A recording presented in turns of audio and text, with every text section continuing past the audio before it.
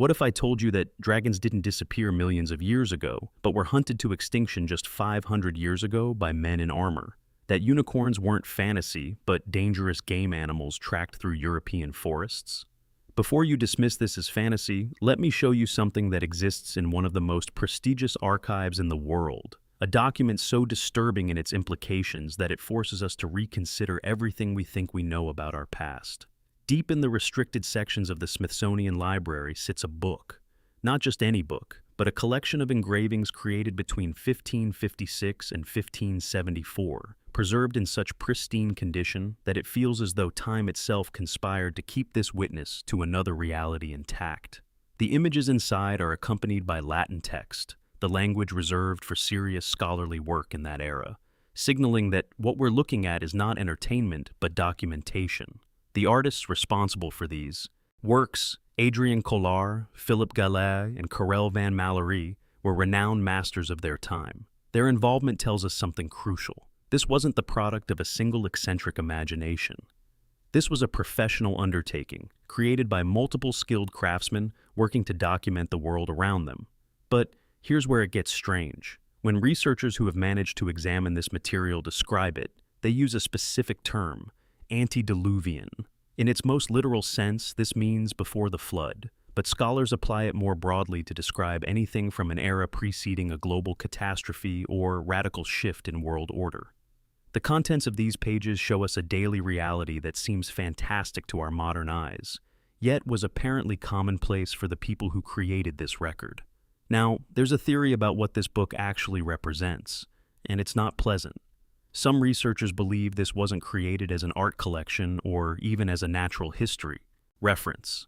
They propose it was a practical manual, a field guide for professional hunters and soldiers. Think about that for a moment. Why would you need a detailed, illustrated guide showing how to kill various creatures unless you were engaged in a systematic campaign to eliminate them?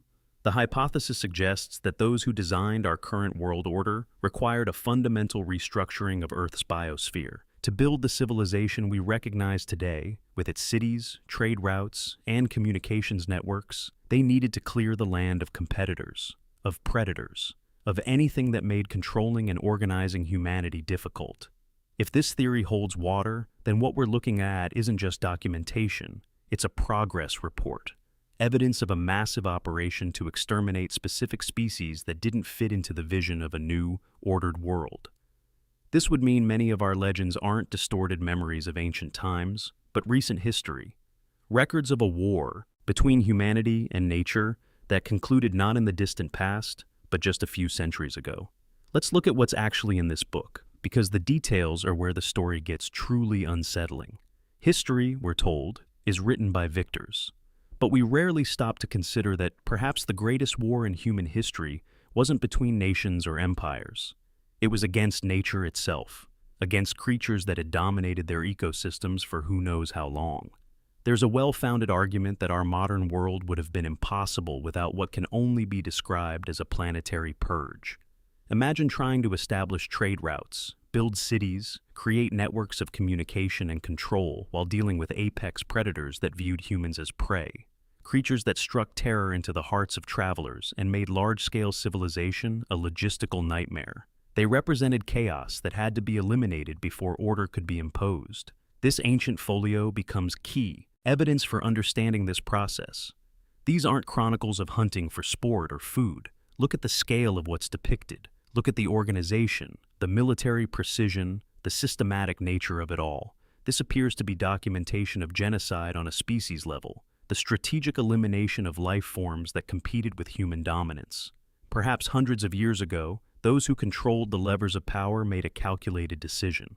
To prepare the foundation for global human civilization, certain forms of life had to be cleared from the land entirely. The price Earth's biosphere paid for our current comfort and safety. What strikes you immediately when examining these pages is the matter-of-fact presentation. Animals that modern science insists went extinct thousands or millions of years ago appear right alongside familiar creatures like lions, tigers, and elephants. There's no separation, no special category. They're all just fauna that needed to be dealt with. This completely shatters our accepted chronological framework. It suggests that as recently as the 16th century, Mere hundreds of years ago, these creatures were biological reality. They lived alongside humans, threatened settlements, hindered expansion. Hunting them wasn't something that happened in myths and legends. It was real work, requiring real weapons and real risk. The people depicted in these engravings don't look surprised or awed by what they're encountering. For them, this is difficult and dangerous labor, but it's routine, the removal of a threat. Standard procedure. This points to something profound. The ancient world we read about in history books, with its monsters and heroes, might not have ended thousands of years ago. Perhaps it existed right up until the late Middle Ages, until it was forcibly concluded during this operation we're examining. But to understand how they accomplished this, we need to look at their methods. And here's where things get interesting, because the techniques recorded in this book force us to reconsider what we think we know about the capabilities of people in that era. When you examine the hunting methods for familiar animals presented in these images, you encounter something unexpected. This isn't aristocratic sport. This isn't subsistence hunting. What we're seeing looks more like military operations, like gladiatorial combat where humans deliberately put themselves in mortal danger using tactics that seem, frankly, insane by modern standards. Take the scenes showing confrontation with bears. Instead of attacking from range with bows or crossbows, hunters dress in full-plate armor covering them head to toe. This alone tells us something important about their metallurgical capabilities. They had access to high-quality, well-fitted armor that could be produced in sufficient quantities. But then look at what they do with it. These armored warriors engage the bear in hand-to-hand combat, approaching with daggers or sometimes just their armored hands, relying entirely on the strength of their metal suits and their own physical power. This approach suggests either incredible confidence or a cultural imperative where defeating a dangerous animal in personal combat was considered the ultimate demonstration of courage. The bear isn't just prey here, it's a worthy opponent that must be overcome in what amounts to a duel, a test of man versus beast on equal terms. Contrast this with the methods used against faster, more agile predators like tigers and lions. Here you see a completely different philosophy. Brute courage gives way to cunning that borders on the diabolical. The chronicles detail the use of suspended beehives or containers filled with stinging insects. Hunters would provoke these swarms to attack the beast, disorienting it, stripping away its ability to fight effectively, then moving in for the kill while it was weakened and distracted. We also see descriptions of various poisons and elaborate trap systems. In some illustrations, people throw heavy cloth sacks over the heads of big cats, blinding them, before delivering the fatal blow. This speaks to deep knowledge of animal behavior combined with cold, pragmatic calculation. The goal isn't honor or sport. It's efficient elimination of a threat by any means necessary. The contrast between these methods is striking. On one hand, dangerous but noble duels in plate armor. On the other, the cynical deployment of biological weapons and psychological warfare. It paints a picture of a society actively conquering nature, refusing to shy away from any technique that would give them an advantage. If we could explain hunting tigers and bears as territorial competition or resource management, and their presence in nature raises no questions, then what comes next in this book leaves us in completely different territory. Among perfectly realistic depictions of killing boars and lions, images begin to appear that modern science categorically rejects as impossible. When you closely examine the clothing and equipment worn by the figures in this manuscript, you encounter a chronological paradox that defies easy explanation. The book is officially dated to the second half of the 16th century. This should be the height of the Renaissance. People should be wearing doublets and ruffs, wielding arquebuses and early muskets. But that's not what we see. The people on these pages are dressed as Roman legionaries. The helmets are unmistakable. The segmented armor, the short tunics, the catalogued sandals on their feet. This is equipment that official history places 1,000 years in the past. The Western Roman Empire, we're taught, fell in the 5th century. A vast dark age supposedly separates that era from the Renaissance. Yet, here are Romans, depicted as contemporaries of the artists who created these engravings, or at minimum, as people from the very recent past. The background details reinforce this temporal displacement. Many scenes unfold among ruins that look abandoned, but not ancient. Majestic colonnades, triumphal arches, statues beginning to be reclaimed by vegetation, but still standing proud and largely intact. These don't appear to be archaeological sites. They're just there, in the landscape, serving as scenery for the hunt. The impression you get is that whatever catastrophe destroyed this civilization happened recently, perhaps just a couple of generations before these images were created. The ruins haven't been buried under meters of accumulated soil. They stand exposed on the surface. This observation supports a hypothesis that might seem radical, but explains what we're seeing. What if the chronological timeline of history has been artificially stretched? What if the events we assign to antiquity actually occurred during what we call the Middle Ages? It would mean the gap between Rome and the Renaissance is an illusion, a historical fabrication designed to create distance between us and a past that was far stranger than we've been told. The geographical scope of the hunting scenes adds another layer to this mystery. One series focuses on hunting Nile crocodiles in Egypt. The captions specifically identify the location. Yet the hunters are dressed and equipped in that same Roman or medieval European style. They lure enormous reptiles onto shore using livestock as bait, then attack with stones and spears. The crocodiles themselves are rendered quite realistically, which makes what appears on adjacent pages all the more jarring. Against the backdrop of those same classical buildings and statues standing at the water's edge, we see humans battling sea creatures that defy categorization. These aren't crocodiles or known reptiles. They're monsters resembling dragons crossed with fish, possessing powerful webbed limbs, pronounced crests, and rows of teeth that don't match any species in the modern biological record. The juxtaposition is deliberate and consistent.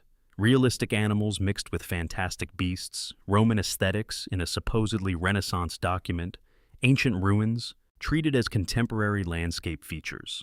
All of this forces us to reconsider what we think we know about how civilization developed. Perhaps the Roman world didn't collapse into a dark age. Perhaps it transformed gradually into medieval Europe without that thousand-year gap of supposed regression. And perhaps the struggle against dangerous fauna was a continuous process throughout this period, using technologies and knowledge that supposedly didn't exist. The hunters in these images aren't reenacting ancient history or illustrating old legends. They're documenting their own present, surviving in a world that still contained dangers we've been taught disappeared long ago. But sea monsters and questionable chronology are just the beginning of this manuscript's oddities. There's a section that takes us even further into territory that challenges everything we think we understand. One chapter in this ancient book seems to shift from zoology into something else entirely, something that touches on questions of anthropology and forgotten history in ways that make even skeptical researchers pause. If hunting lions and bears falls within our accepted understanding of human experience, what we see next simply doesn't fit anywhere in the official narrative. I'm referring to the war between pygmies and storks. You might recognize this from ancient myths, vague references in classical texts that historians treat as allegory or folklore. But in this 16th century manual, it's presented with the same documentary precision as fishing techniques or woodcutting methods, as if it were simply another aspect of life that needed to be recorded. These pages capture not a chaotic animal attack, but an organized military campaign. We see people of distinctly small stature, explicitly identified as pygmies, whose height is emphasized by their proportions relative to surrounding objects. They're not primitive or poorly equipped. They carry spears, shields, and battle standards. They form organized lines of defense against aggressive flocks of large birds that resemble storks or cranes but demonstrate extraordinary strength and ferocity. The pygmies use mounts appropriate to their size, and the entire scene conveys the deadly seriousness of a struggle for survival. This isn't presented as myth or metaphor. It's documented as reality, forcing us to ask uncomfortable questions. Was there another species of intelligent humanoid living on Earth just a few centuries ago? Did they occupy their own ecological niche, forced into endless conflict with giant predatory birds?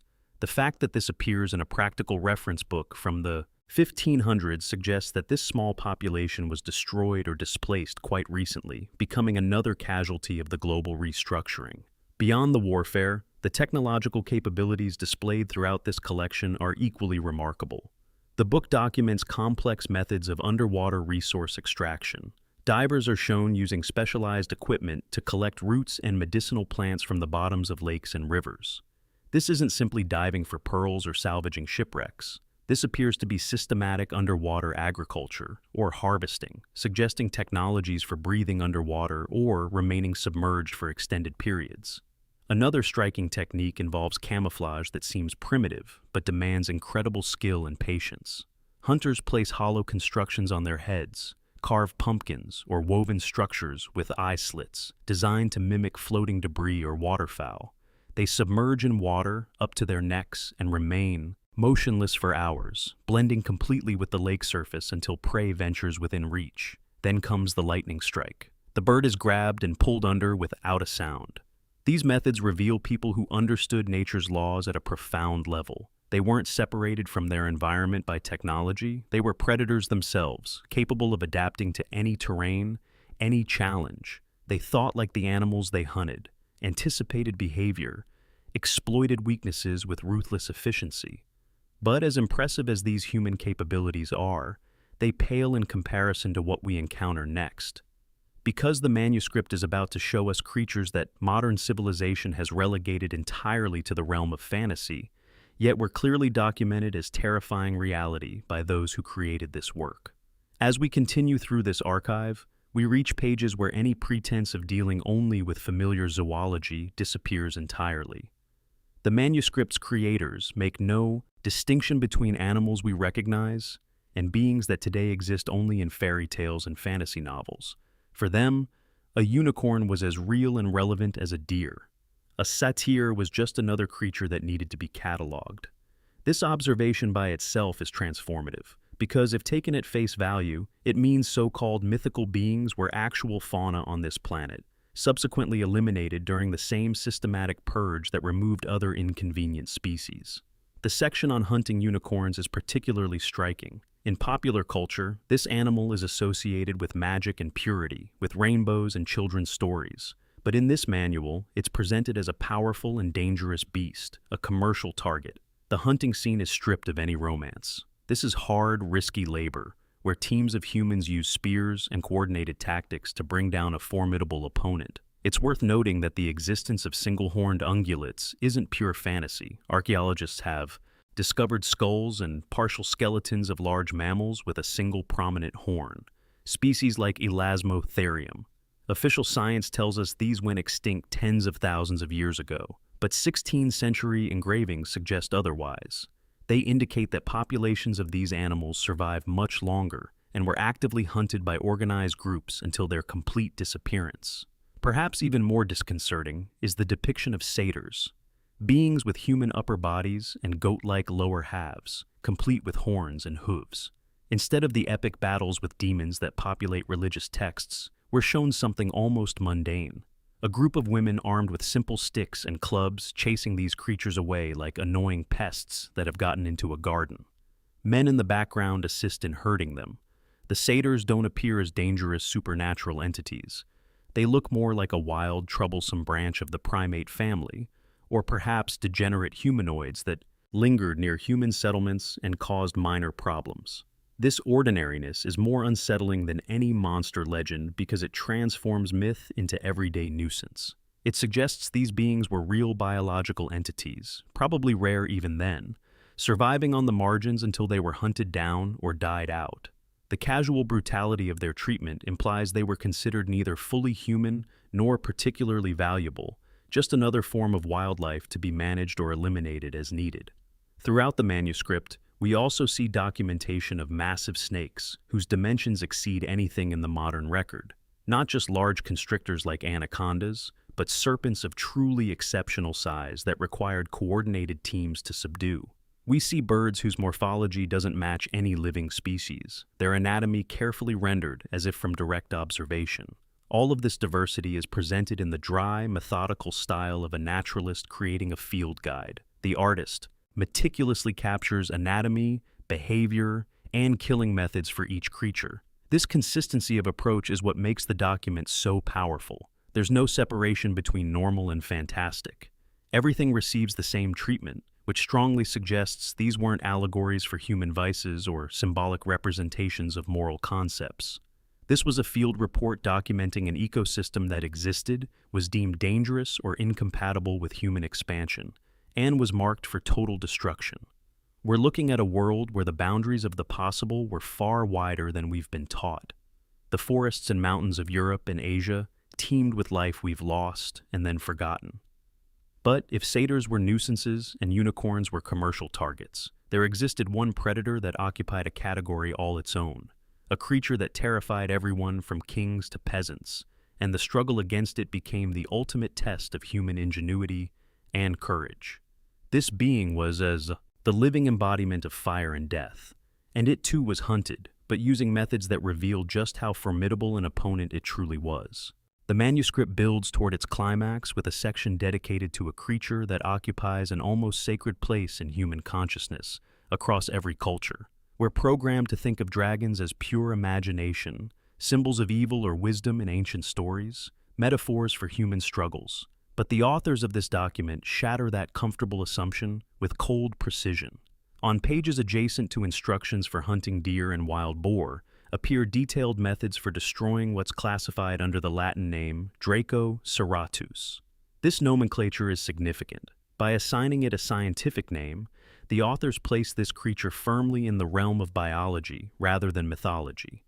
They're identifying a specific species of reptile with distinct characteristics, heavy scaling, and particular anatomical features that required specialized tactics to overcome. What's most striking about these depictions is the physical form of these dragons. There are no graceful winged serpents soaring through clouds like in modern fantasy. Draco serratus appears as something much more terrestrial and brutish. We see heavy, squat, wingless lizards of immense size, biological tanks covered in virtually impenetrable armor, whose mass and raw strength made them absolute apex predators in their environment. There's no magic here, no mystical powers, just very large, very dangerous animals that posed a lethal threat to any human settlement unlucky enough to be in their territory. The combat methods recorded are not heroic in the traditional sense. There are no solo knights with lances. What we see instead is strictly military in approach, practical and calculated. This is organized clearance operations, treating the dragon problem the same way you'd treat any other strategic threat to expansion and security. Particular attention is given to the tactics used for destroying these giants. Direct confrontation was obviously suicide. The manuscript details engineering solutions and psychological warfare. We see descriptions of smoking dragons out of their lairs. Hunters would locate cave systems where these creatures denned, block the exits with heavy timbers or stone, then light enormous fires. The objective was to fill the cavern with thick, acrid smoke, depriving the beast of oxygen, disorienting it, forcing it to choose between suffocation and emerging into an ambush. This was war by attrition, using fire not as some magical element from legend, but as a chemical weapon to create an advantage. When the cornered dragon finally crawled out gasping for breathable air, it would find prepared squads waiting with weapons ready. To actually kill something with such formidable natural armor required appropriate firepower. The chronicles show the deployment of heavy siege equipment mounted on wheeled carriages. Powerful ballistas are clearly visible, possibly even early cannon or large-bore firearms capable of punching through the reptile's thick hide from safe range. The projectiles fired from these machines were designed to inflict catastrophic damage. We also see complex systems of nets and traps used to immobilize the creature before the final strike, limiting its ability to fight back or escape. All of this demonstrates conclusively that dragons, at least as documented here, were entirely physical beings, flesh and blood, bone, and scale. They felt pain, they suffocated from smoke, they died from mechanical trauma, just like any other living animal. There was nothing supernatural about them beyond their size and power. What unfolds before us is evidence of total species warfare. Humanity, determined to establish dominance, methodically exterminated its primary competitors for control of the planet. These dragons weren't divine punishment or treasure guardians from fairy tales. They were simply dangerous fauna, incompatible with the development of organized civilization. Their elimination became necessary for the safety of trade routes, for the expansion of agriculture, for the growth of cities. It was brutal, pragmatic work, carried out with military precision, and it ended in complete success. We won this evolutionary conflict, removing the rival from the face of the earth. But the utter disappearance of such a formidable species, followed by its rapid transformation into pure myth, raises a critical question. Where did all the physical evidence go, aside from these rare documents? And what does this calculated forgetting mean for our understanding of history? When you close the final page of this remarkable folio, you're left with a conclusion that's as frightening as it is inevitable. The world we inhabit today is constructed on the ruins of a different reality, one that was richer, stranger, and far more dangerous than anything we've been taught to imagine. All those creatures we've examined, from heavy wingless dragons to unicorns to marine leviathans, didn't vanish because of natural selection or climate shifts. Their exit from history wasn't gradual or accidental. It was the result of deliberate, organized, and methodical extermination conducted by our ancestors to establish absolute human dominance over the planet. We're conditioned to believe that myths arise from fear of the unknown, from primitive minds trying to explain natural phenomena they couldn't understand. But this document suggests the exact opposite.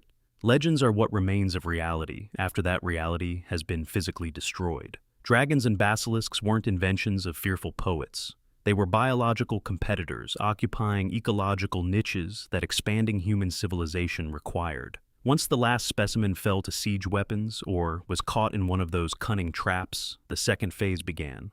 The erasure of memory. The victors didn't just eliminate the threat, they transformed these creatures into fairy tales, into impossible fantasies, so that future generations would stop believing in the possibility of anything stronger or more dangerous than humans existing. Total extermination shifted from the physical realm to the informational one, and this process proved so devastatingly successful that within just a few centuries, we've completely forgotten our actual past.